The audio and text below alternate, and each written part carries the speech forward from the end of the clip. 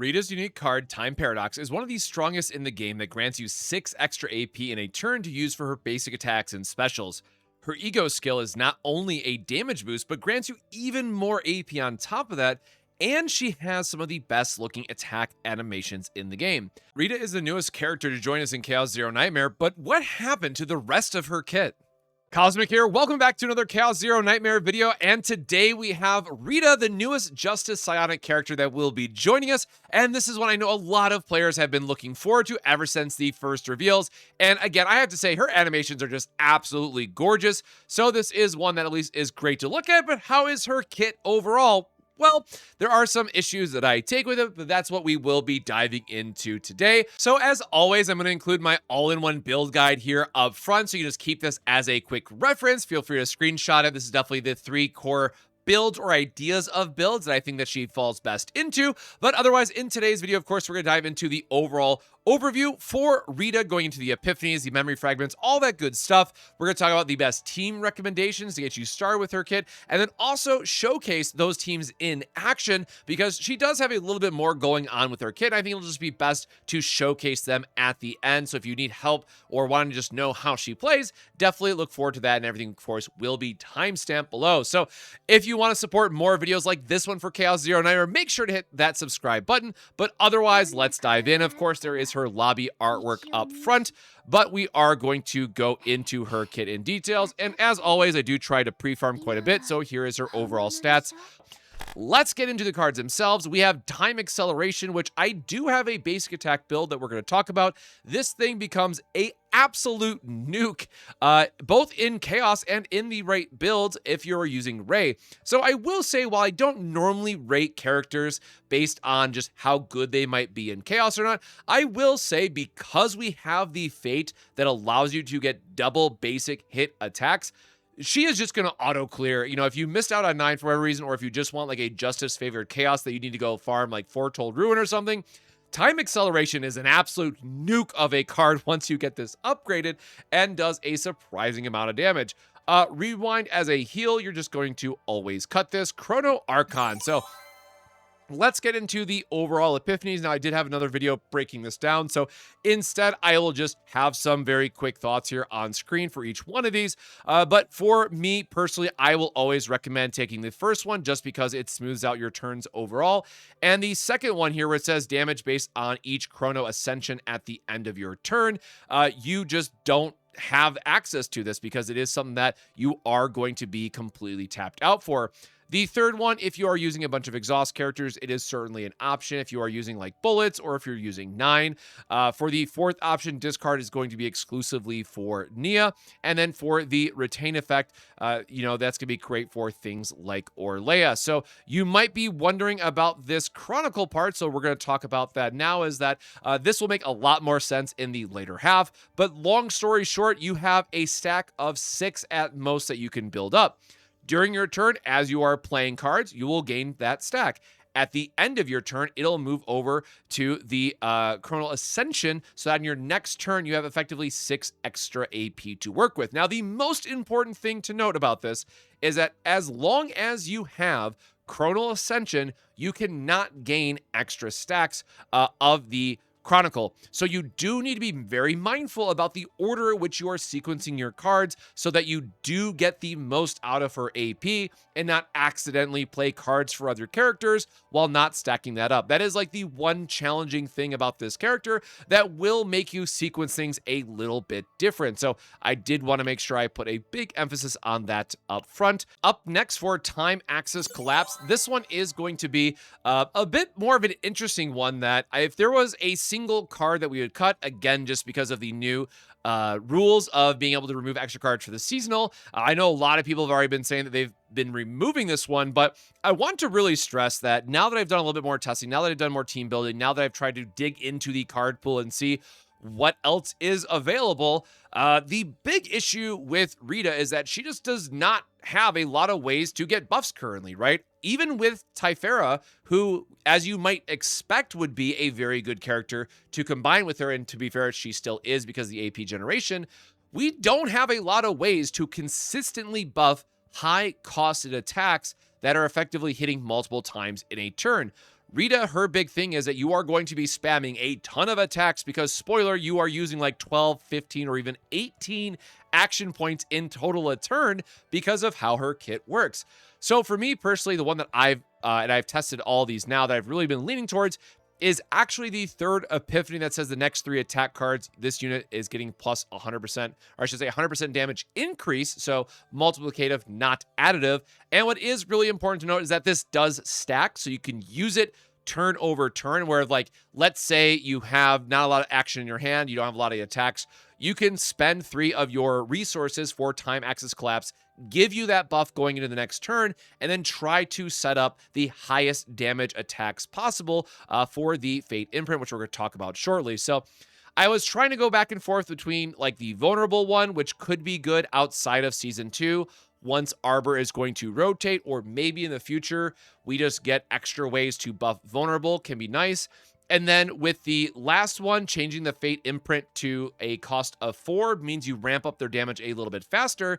But I found with once you're actually able to get the right divines and you optimize your decks fully, you are going to be going through Fate Imprint in a way that you are going to be able to chain up that damage, play enough of them that you really don't care about changing them all to 4 cost.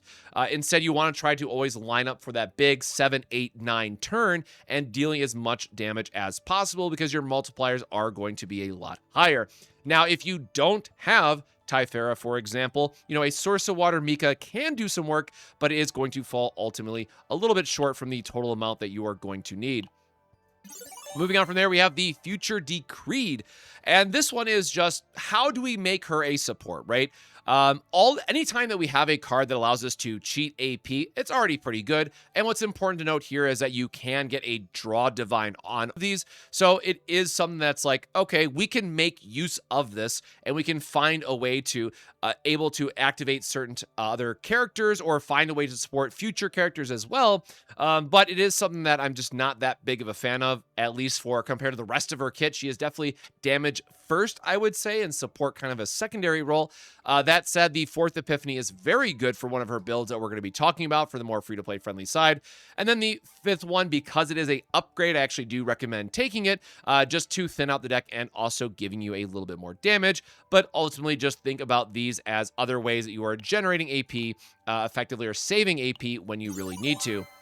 And then we have Chrono Circle. This is going to be the main way to get Fate Imprint, which is going to be truly her key card. But the thing to note here is that for the both basic attack spam build, and then if you want to do more of the exhaust support build, there are some other options here. But will these be good beyond season 2? We just don't know for the ignition, if that's going to play a role, or if it'll just be a, kind of 9 in season 2 exclusive thing and then never to be seen again. So we'll have to wait and see, but the one dimension here is going to be the Fate Imprint, which again, I'll cover more in the later section. But this one is all about trying to figure out exactly how much AP you're going to have on every turn and sequencing these in a way, because as you play one, the next, or all of them in your hand, I should say, are going to have their cost increase. So you're slowly able to ramp up the damage and play different costed cards, which I will talk about later on. Is super important that you play different costed cards or have different costed cards in your hand if you're taking one of the other Epiphanies that I mentioned with the time flux. So do keep that in mind. So Fate Imprint, if you really want to, I guess I should just cover that now before I forget. Time axis collapse. If you want to use this one in particular, it does say cost of cards. So this is one that can ramp up really high in damage, but it is something that's going to require you to sculpt your hand in a very, very specific way, but can become a very great damage nuke and certainly hit, harder than anchors that we've seen, at least so far. And then the last one is going to be the time paradox. This is how you're able to kind of, I got to give a shout out to I'm Sue here. You got to flip the hourglass. So you put all your buffs from the Chronicle into Chronal Ascension and effectively cheat an extra 6 AP in a turn. Once you refine your decks and once you are able to cycle this every turn, it is absolutely insane for how much that this enables her overall kit. So in my opinion, this is definitely one of the best unique cards in the entire game. But I really wish we could get a little more juice out of it for how her kit works. Now, going into the ego skill, the most important thing here is that you're going to get 6 Chronal Ascension. This does stack. If you'll notice in the opening clip, you can actually get 12 Chronal Ascension, but then you do get a nice 200% damage increase as long as you are playing cards of different costs and ramping this up. For partners, I do not have Ivy personally. While Ivy is very good, it is nowhere near as much of a must pull as I will say that was Gaia or Tiana, because those support cards are always just going to be way better. But what is really nice about this one is that you have 2 different buffs that are going to be enabled. So if you have this already at max copies, I would say skip the partner. As much as I love her design, Ivy is just not going to add too much more on top of this. Again, the ego skill is like the main weakness of this partner in particular, but we have effectively a guaranteed 44% damage increase on both of these for how her kit is going to be working, which is really nice. For potentials, everything is the usual same that we have here with basic, neutral, and unique. I will say with basic, if you're doing the basic attack spam, you're definitely going to want to level this up. We have crit chance, crit damage. We have the time acceleration, just getting this a little bit more damage. And then the big potential that I mentioned, just giving you an extra 10% attack, which is effectively a free mythic item that is on her kit, which is pretty insane, all things considered. Now, psionic characters do have a little bit lower attack threshold, so she has to make up that attack somewhere. But this is absolutely insane for a potential. Now, when it comes to memory fragments, I am going to recommend the 2-2-2 split with the Scarab set because, again, her basic attack is surprisingly good. I really want to stress that. So if you're going all in on one of the higher, all in Fate Imprint builds and that sort of thing, you can certainly go for a Line of Justice just to make sure you're getting the extra crit chance and all that stuff. Or if you want the Exhaust Beast set, so you can just deal a little bit more damage on top of that even as well, right? The newest set that joined us, you are getting a 30% damage increase for five cards per turn, which is about the number that you're going to be casting. Now, of course, if we assume perfect scenario, our crits are always landing, great. You can just go for the 2-2-2 split, but I know a lot of people for consistency will probably lean more towards the Line of Justice set, which is going to give you the 20% increased critical chance for costs that are 2 or cards that are cost 2 or more. For the Ego Manifestation, or now the dupes. So we're just going to go through all of these individually. The following effect regarding Chronicle is added to the Time Paradox card. If 6 was increased, gain 8 Chronal Ascension instead. So this is just a way to get effectively 2 extra AP in a turn. Spoiler, I don't think this is worth it at all. Especially if you have Tiphera and if you have other ways to get your AP, while 2 AP is normally a big deal, you are going to be spamming enough, and it's only 1 extra card activation of the imprint that you're really going to get early on. So for me personally, it's just nothing to really write home about. The one that is a bit more interesting is that when Chronal Ascension is gained, get 1 Fate Distortion, and it is going to give you a damage increase, and then a pretty significant one, increased damage amount by an additional 10% for each cost of that card. So this does allow you that if you stack up your buffs correctly, and if you go into that 9-cost Fate imprint, this is going to be a very significant damage increase, but it's only for one very particular build, right? So this one is going to be interesting to see, what kind of crazy numbers on top that people get, but something that otherwise just not all that exciting for me personally.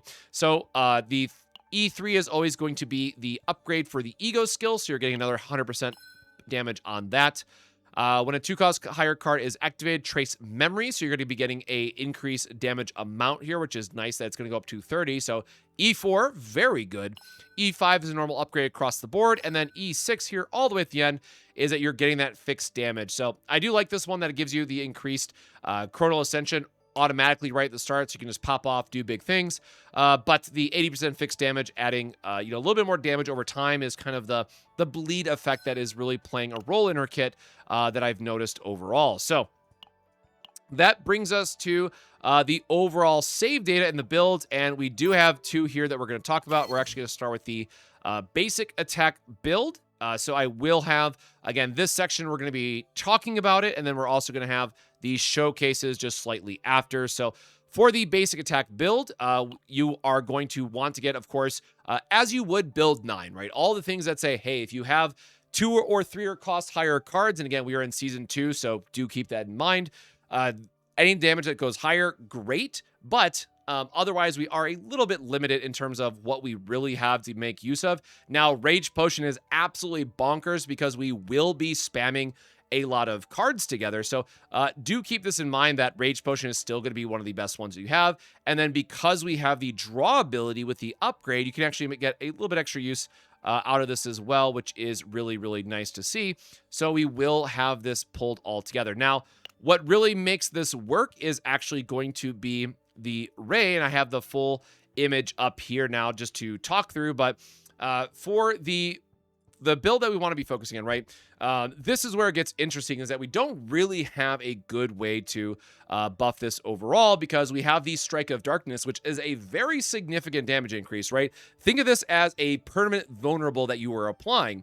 This is very, very strong. However, the rest of Ray's kit really does not synergize otherwise. So the best thing that you're often doing with this is removing the rest of the cards. You're going to be stuck with a Predator's Blade and letting Rita be her own cycle. So with this case, we do have Mika, who's going to be the last portion for the Source of Water, which I would recommend of just like, hey, drawing an AP generation is really great. Time Axis Collapse isn't being able to do as much as we'd like here because we have a 0, 1, and 2, and a 3 cost to really ramp up the damage. But I do want to have a little bit note here of the Chizuru, who, yes, if you had Chizuru and you want to do like a sub attack build for her, sub DPS, you could use the Bound at Dusk that cheats a little bit of extra action points, because in a perfect world, you're going to do something like Bound at Dusk is going to activate Future Decreed as well as one of the Time Axis Collapses. So that's already, 6 AP worth of value that you're getting for free, which is really cool. But I did want to try to keep this one a little bit more free-to-play focused, just in terms of like where the team is going. So we're going to just dive in here to Judas as just a regular example that we have of talking through the turns, letting you see how the chrono activation happens, as well as her basic attacks coming together. Now with this, of course, we're going to have to spend a couple turns setting up, making sure that we're getting all the upgrades out of our deck, trying to draw some extra cards. Pretty much your usual turn 1 setup. This is not going to be anything that's crazy of, bursting down the boss turn 1, but we actually got a lot of our upgrades there early on, which is really nice to see early. And you can see up here with Rita, we spent 2 cards. We had 2 go into her Ascension on this following turn. So this is where we have the Time Paradox, but now we want to make sure that we're using one of these cards because it's going to use this first cost for free. However, I want to try to get like a 1 or a 2 cost in our hand first, just to ramp up the damage a little bit. So you can see it's 1478. I'm going to try not to draw too many cards because I don't want him to over buff again, but we'll continue to ramp this up. All right, well, I guess we'll just use it just to do a little bit of damage. You can see that we went over to 3 stacks of the buffs because of the upgrade. We'll use Time Paradox, which allows us to swap this back to the other side, meaning now this time acceleration is going to be free. And you can see that we still have 6 while having 3 set up for the next turn. So we have 6 AP plus the 1 Source of Water that we could be playing, and the 3 that will go into our next rotation. So we're gonna let this turn cycle because I don't want to give him too many stacks here, but we do get our Dominion, I guess. And here's the Chrono Circle that we mentioned about wanting to make sure that we can use our basics. So this will be a setup turn. So you'll notice we have the 3 AP. It's going to go down to 1 stack, and then when we use the last Time Axis Collapse, it'll use one of these as well as one of our APs that we got. And now that this stack is cleared, we can go into our Chrono Circle, and we'll go back up to 6 for our following turn. So that was just a really quick cycle of an example of that. I'm going to let this go through again just to go into our next turn. And then you will see it draw our basics, which is going to allow us to get those costs for free. Now, the most important thing to note here with this build is that the basics are going to come back first, meaning your draws are going to be that much more live on a following turn. So now you can see that these are doing more damage because we have a 0, 1, a 2, and a 3. And they're going to be doing like 28. So very, very nice damage increase that we get. And once again, we have the 6 stacks up here as well as the 3 down here. So I don't want to accidentally kill him because this is my last challenge for the week. But just to showcase the damage, we'll just do one of these to get the damage. But there you go, 7,000 damage. So this is definitely going to be feeling very similar to Haru. And of course, if I optimize this a bit more with Rei, we could squeak out a little bit more damage here, all things considered. But we still have these large nukes that we get to play for free, dealing 4,000. Oh, well, that didn't. Let's see if we can get the other one to crit. I guess the first one did crit 2,000 to 4,000, but now we have 5 stacks. So if we had the Oracle or Mythic card again, we could go through and actually activate both of these. So again, use Future Decreed to get the most value out of the AP. I just want to talk through the turn and go through the cycling of watching the basic attacks draw back to the deck and do a significant amount of damage. Now let's go into her premium team, and of course I'll include another all-in-one image here. And yes, this is where Tiphera can really shine, but the thing that I want to stress about is noticeably Event Horizon as a card. Increased damage amount on the first hit of the next attack card by 40%. Tiphera is great because she can draw us a lot of the AP action that we need, as well as give us the double draw feature with Event Horizon, especially ever E1. Just getting more drawing and cycling is really nice, but otherwise, there's not really a good buff here that lines up well with the Chrono Circle. So at least as of the recording now, we don't have a good third partner that really makes this shine. Yes, Tiphera is still going to be the best option that we have for the way that her various archetype buffs work by increasing the damage with the triangle archetype as well as Event Horizon. But we are really relying on Rita to do all of the damage with her Chrono Circles. And unfortunately, I did only get 2 Divines because I messed up during one of my runs and it's not a perfect deck. So we'd be doing a lot more damage if we had the 3rd Divine here for Chrono Circle. And also with Time Axis Collapse, I was trying a few different things. But again, I really want to stress that I would recommend using the one here that increases the damage so that you can really line up those last couple attacks to do as much as possible. The last thing that I'll note here is just a third character. As I mentioned up front, we really don't have a good third person at all for this. Now, you can definitely make the claim of, oh, I can just use Calipe, or, oh, I can just use 9 as like a sub DPS role. All of that is true, right? This is where she definitely feels more of a, she has the tools to be a main DPS, but none of the support. So she does feel more of a sub DPS character, at least with today's roster. But depending on who you might have, I could even recommend like Magna. Magna, with her new build and with the new removal, you can make her a 0-cost deck with basically infinite stacks of vulnerable that will give you a lot of damage for Rita. So if you wanted to do like a Rita plus Magna plus Tiphera build, you absolutely can, because then at least you're getting a very consistent vulnerable buff to further increase the damage. But outside of that, like one instance, there's not really a lot to go on, right? Again, we could say like a vulture ejection with the vulnerable Epiphany if you really wanted, because you're always going to be able to trigger Celestial. But then you are limiting to, how do I draw enough cards to make sure that I'm able to sculpt that hand every single turn, right? Even with the best case scenarios with all these divines, you are still in a position where you don't have enough draw power to then say, let me get 4 vulture ejections in hand. So the most important thing with this team is going to be making sure that you're using your Chrono skill optimally, or the Chrono Circle optimally, to use Fate Imprint for the most amount of damage in a turn. So before we go in, and just to showcase the build, this was the basic attack that I had again.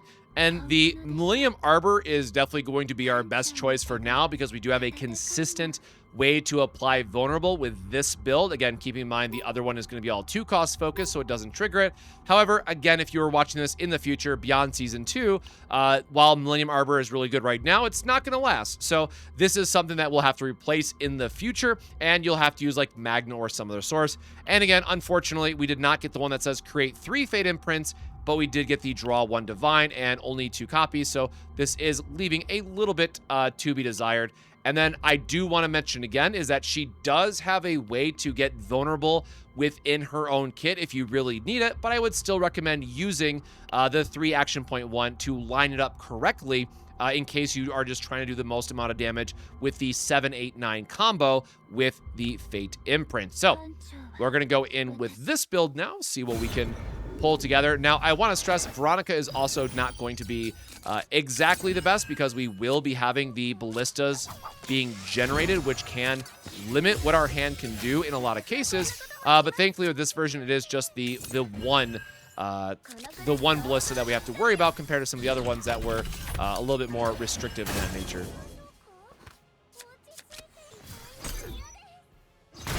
So we'll get our 2 stacks here. So again, didn't get to do a lot with our AP to build up stacks on this one, but we do get the free vulnerable stack because we moved over into Chronal Ascension. Now, I still want to make sure that I'm getting all my buffs down, so I'm going to go ahead and use this, and you can see that it generated from our free stack. And we'll see what we're able to line up because we are setting up for a really nice turn on the following by making sure we're going into 6 stacks where possible. So the boss has 5 stacks, meaning on his next turn, he's going to go into his big effect. So we're going to cast a Fate Imprint, which is going to immediately make this one a 3 cost. And generally what I like to do is make sure that we're stacking this up into one bigger costed card. So we'll see if we are able to line this up and get the right draw. Now that he's in his axe turn, we just get to freely play out all this stuff. And you'll note that we don't have the ego skill because I was not going to sit here and loop this otherwise, but we are able to get into another chrono here and make sure that we're going through the proper sequencing. So make sure we're playing out these skills. We're going to play our pendant. And again, I'm just trying to make sure that we're quickly going through this to make sure I don't miss anything. We got the vulnerable stack again if we really needed it, but we're going to play our chrono to stack this up. We still have 3 AP of her to use here, plus the 4 here, so 7. Plus the extra AP off this. So again, still trying to stack this up in a notable way. We have even more AP to utilize here. And we will be able to use the time paradox again to line this up. So I'm going to get this out of my hand really quick because I think we have the 1 AP. Yep, so it's going to double the AP for us too, which is really nice.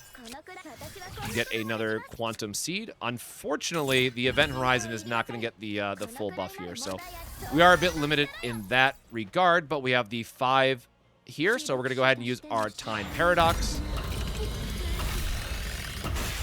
It's going to move it over. We're going to get the trigger again for the vulnerable. Unfortunately, we're going to kill him before we can really pull all of this off, I think.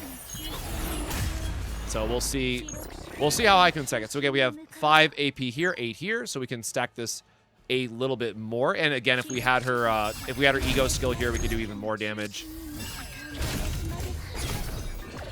And so we still have 8 to use, and this will be the last one that we can really line up for this turn because we did not get the... Actually, you know what? This cycles itself, so it's giving us 2 AP back, plus it's going to be another damage increase that we have access to. So we're at 32 right now. We're going to cast this to get another one.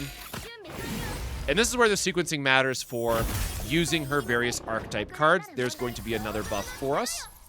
And I don't think we have anything else in our... Nope, nothing else in our trash that we can utilize. So 5,000% damage with this Fate Imprint at 7. Again, if we had a little bit better sequencing, we could have gotten this up to 9. But we are going to land this as the last card for the turn. Unfortunately, does not crit, but so noticeable amount of damage there. So, you know what, let's just for funsies, let's run this back. And we'll see if we can re-roll the crit here with the One for All, which is going to be the final card that we have anyway. So this will use it for free. There you go. 10,000 damage with the Fate Imprint card. So this can be optimized a little bit more once we get more Fate Imprints into the deck, or more of the Chrono Circle to make it a lot easier to sequence our cards. Again, this is going to be the most important thing, but hopefully that was a really quick showcase of how you can go through, stack up the AP, cycle it into your next turn, and make sure that you're stacking your buffs in the right way. Again, the hardest thing about this is making sure that you're stacking Tiphera's archetype buffs plus Event Horizon to do the most damage at the very end. Save all your triangle archetypes, save your Event Horizon until you go into that last final attack. Hopefully you have vulnerable and do really big damage of showing it all come together. So here at the end, what are the final thoughts on Rita? Is she better than Haru?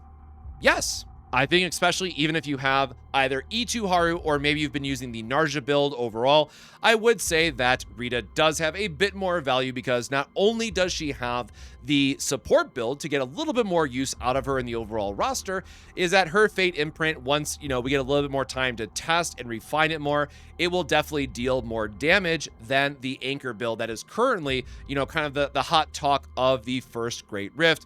And of course, I'm sure in a few days' time, we'll see Rita making up the spotlight in the top of the Great Rift. So what does her, future potential look like?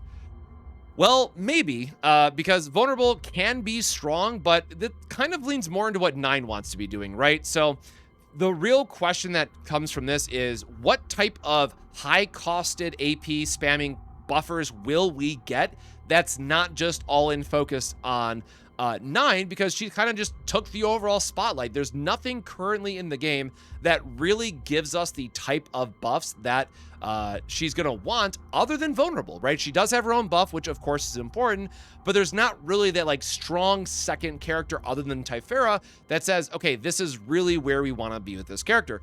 Does that mean that she's forever stuck in the sub DPS role like Chizuru?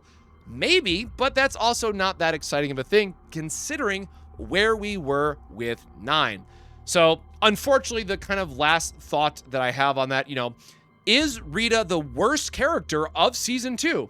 Yeah, I mean, I think it's very easy to say that she is. Now, does that mean that you shouldn't pull on her? No, I mean, waifu over meta, right? If you like the character, I think her kit is amazing. The animations are beautiful. I personally really do like the Fate imprint in terms of cycling through your hand, making sure that you're doing the right sequencing of everything. But is that good enough where I would recommend people to pull on the character, knowing that we have seasonal characters right around the corner? No, it's very hard to really sell the character and bring a spotlight to it, knowing that there is just going to be potentially Serenial number 2 right around the corner, right? So I will say that this is a lot of fun for a character, and if you've been holding off and waiting for a while, then I definitely think you won't be, you won't be too upset with Rita, but I would say that you will be leaving the game with being a little bit more to be desired with her kit, but that could be improved upon in the future. We will have to wait and see. So that was a little bit longer of a video, but this time I want to do something a little bit different and actually showcase the character in action because her kit is just so different. So of course, I want to know your thoughts down below. Are you going to be pulling on Rita or are you saving for the future banner? Definitely let me know, but otherwise, I will definitely be playing Rita in the background as the rest of the season progresses. Maybe work on a couple more builds, but honestly, I feel even after the very short amount of time of playing her, her builds are pretty set in stone, and it's going to be more indicative of what future characters look like on how Rita really grows as a character and for the roster overall. So